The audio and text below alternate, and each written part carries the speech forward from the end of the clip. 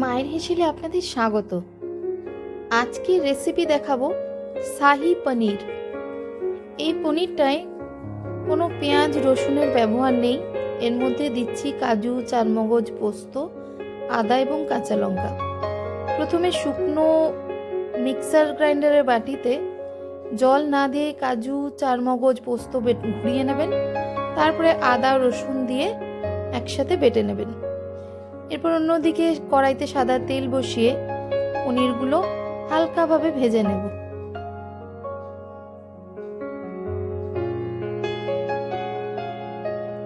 আরেকদিকে সসপ্যান বসিয়ে তাতে গরম জল করতে দিলাম এবং তাতে দিয়ে দিচ্ছি অল্প লবণ।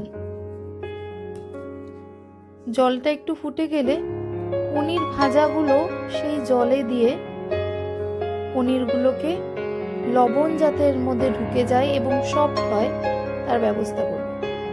এরপরে সাদা তেলের মধ্যে দিচ্ছি গোটা গরম মশলা এবং তেজপাতা ফোড়ন। তারপরে যে পেস্টটা তৈরি করে রেখেছিলাম কাজু, চারমগজ, পোস্ত, আদা এবং কাঁচা লঙ্কার পেস্ট, সেই পেস্টটি এখানে দিয়ে দিলাম। এবার ভালো করে মশলাটা কষাতে হবে। এর মধ্যে দিলাম কাশ্মীরি লঙ্কা এবং সামান্য হলুদ, লবণ, চিনি। এবার ভালোভাবে মশলাটা কষিয়ে নিতে হবে।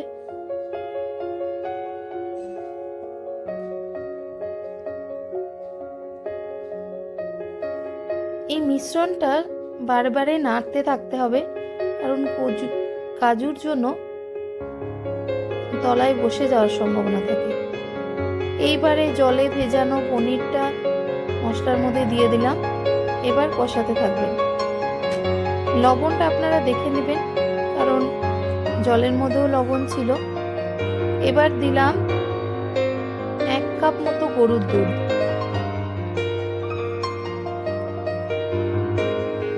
ভালো করে নেড়ে নিয়ে ফুটতে দিতে হবে।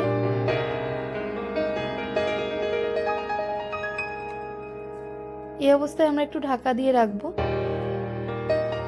দেখুন ফুটে গেছে। এবারে দিলাম 1 চামচ ঘি ও গরম মশলা। ভালো করে মিশিয়ে নিয়ে গ্রেভি অনেকটা ঘন হয়ে এসেছে। এই অবস্থায় আমরা দিয়ে দেব কসুরি মেথি।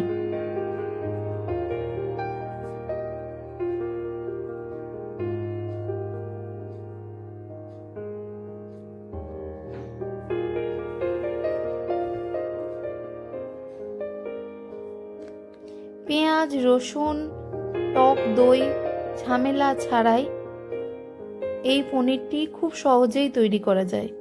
আপনারা সকলে ট্রাই করবেন। ধন্যবাদ।